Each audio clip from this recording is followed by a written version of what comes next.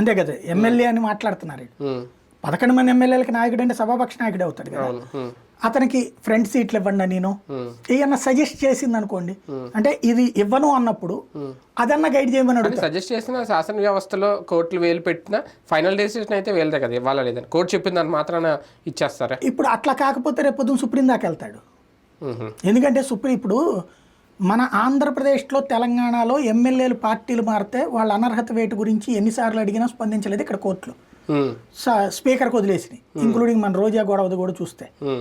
అదే ఉత్తరప్రదేశ్లో, అదే మహారాష్ట్రలో, అదే కర్ణాటకలో వెంటనే యాక్షన్ తీసుకోమని టైం ఇచ్చినాయి కానీ 4 రోజులు, 2 నెలలు, 3 నెలల్లో. మరి అక్కడ జరగడం ఏంటి, ఇక్కడ జరగకపోవడం ఏంటి?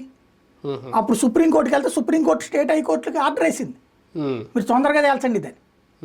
లేకపోతే సుప్రీంకోర్టే జోక్యం చేసుకుంది మహారాష్ట్రలో అయితే.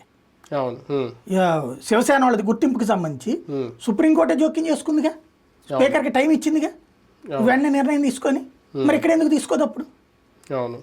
అంటే ఇవ్వాలని లేదు ప్రతిపక్షం, కొట్టేయచ్చు ఎక్కడైనా. లేదా కాన్స్టిట్యూషనల్గా ఒక కొత్త కాన్సెప్ట్ తీసుకొచ్చాడు. ఇప్పుడు ఇతను అనే దాంట్లో ఒక లాజిక్ దొరికింది ఇతనికి. 10% అనేది ఖచ్చితం, నో డౌట్. అది ఒక సంప్రదాయం కానీ కాన్స్టిట్యూషనల్ పాయింట్ కాదు. సంప్రదాయం అనేటటువంటి దాంట్లో ఎవడూ లేకపోతే ఏంటన్నది కాన్స్టిట్యూషన్లో లేదు. కానీ సెంట్రల్ లెవెల్లో 10% లేదని కాంగ్రెస్కి కూడా గుర్తింపే పట్ల